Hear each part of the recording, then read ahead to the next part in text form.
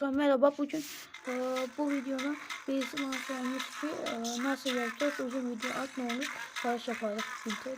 Şimdi ben de onu atıyorum. Bunu yüklüyorsunuz.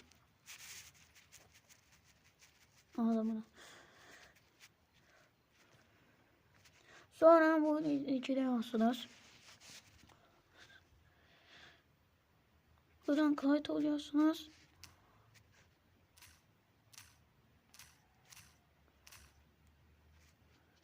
Sonra ünvanı dahil et veya aktar.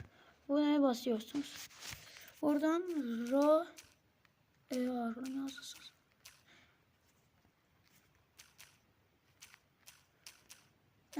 Evet arkadaşlar.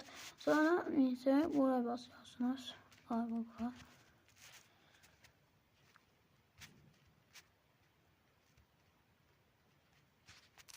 Ya arkadaşlar.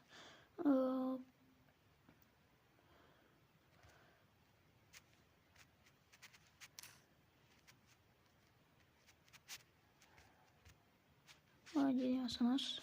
Buradan yarın yazıyorsunuz.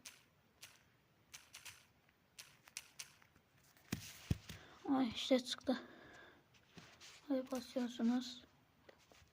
Adınız Mefok yazıyorsunuz. Ondan sonra buradan oraya basıyorsunuz. Oraya basıyorsunuz.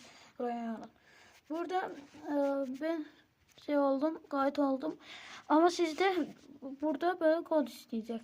Bu kodu kullanıp